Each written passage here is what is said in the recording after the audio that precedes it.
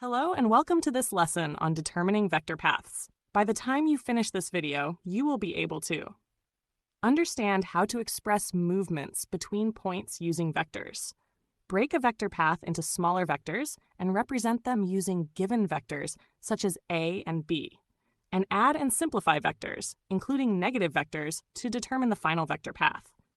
Let's get started. Let's take this slowly and really understand how to determine a vector path step by step. First, look carefully at the diagram. We have a grid of points, starting from A, moving across through B and C, and then going upward toward G, and finally reaching point K. Now the question asks us to find the vector from A to K in terms of A and B. So what does that actually mean? It means we are not using numbers here. We are using known movements, which are labeled as vector A and vector B. Now here is the key idea, and this is very important. We do not go directly from A to K in one step. Instead, we break the journey into smaller movements. Think of it like walking in a city. You don't jump from one place to another, a path, step by step. Break the path into smaller vectors. So let's start from point A and move step by step. First movement from A to B. This movement is given as vector A, so we write A to B equals A. Now continue from B to C. This is also vector A, so now we have A plus A. Now pause for a moment. We have already moved horizontally twice, so this builds the horizontal part of our journey. Now continue the movement upward. From C, we move to G. This movement is labeled as vector B. Then from G, we move to K. This is again vector B. So now we have completed the full journey in smaller steps. Step 2. Replace movements with A and B. Now let's write the entire path clearly. The journey from A to K is A to B plus B to C plus C to G plus G to K. Now replace each part with its vector. So we get A plus B plus B. Now pause again. Everything is now expressed using A and B, which is exactly what the question requires. Step 3. Add and simplify the vectors. Now we simplify step by step. A plus A becomes 2A, B plus B becomes 2B.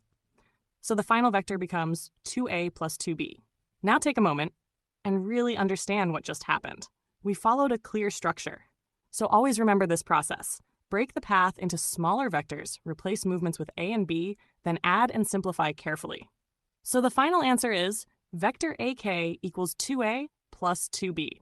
And that is how you determine vector paths clearly, step by step, and accurately. Now, let's dive into some exam-style practice question. You can pause the video and try yourself. Question 1. Vectors A and B are defined as B equals vector AB and A equals vector AF. Write the vector AP in terms of A and B. Let's take this slowly and work through the solutions step by step. First, look carefully at the diagram. We are starting at point A and we want to reach point P. But instead of going directly, we will follow a path through the grid. Now remember, vector A represents the movement from A to F. So that means every vertical step upward is the same as vector A. Now here's the key idea. We are going to follow the steps shown in the diagram and break the path into smaller movements. Step 1, break the path into smaller vectors. Start from A. First, move from A to F, that is vector A. Then from F, move up to K, that is also vector A. Then from K, move up to P. Again, that is vector A. Now pause here. We have broken the journey into 3 equal steps, all going upward. So the full path from A to P is A to F, plus F to K, plus K to P. Step 2, replace movements with A and B. Now replace each step with the vector we know. A to F equals A, F to K equals A, K to P equals A. So the full expression becomes A plus A plus A. Step 3, add and simplify the vectors. Now we simplify. A plus A becomes 3A, so the final vector becomes 3A. Now take a moment and reflect on the process. We followed the steps clearly. We broke the path, we replaced each movement, and then we added and simplified. This is the exact method shown by the green boxes. So the final answer is vector AP equals 3A. And that is how you determine vector paths step by step, clearly and accurately.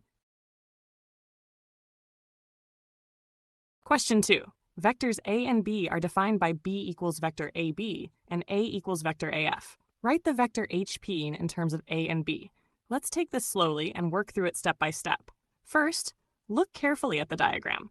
We are starting at point H, and we want to reach point P. But again, we are not going directly. We will follow the path shown and break it into smaller movements. Now remember, vector A represents upward movement, and vector B represents movement to the right, so moving left will be negative B. This is very important.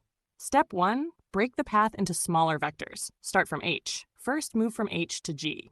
This is one step to the left, so this is negative B. Then from G, move to F. Again, one step to the left, so this is also negative B. Now from F, move upward to K. This is vector A. Then from K, move upward again to P. This is also vector A. So the full journey is H to G plus G to F plus F to K plus K to P. Step 2, replace movements with A and B. Now replace each step. H to G equals negative B, G to F equals negative B, F to K equals A, K to P equals A. So the full expression becomes negative B plus A plus A. Step 3, add and simplify the vectors. Now simplify step by step. Negative B plus negative B becomes negative 2B. A plus A becomes 2A. So the final vector becomes negative 2B plus 2A. Now take a moment and reflect on what we did.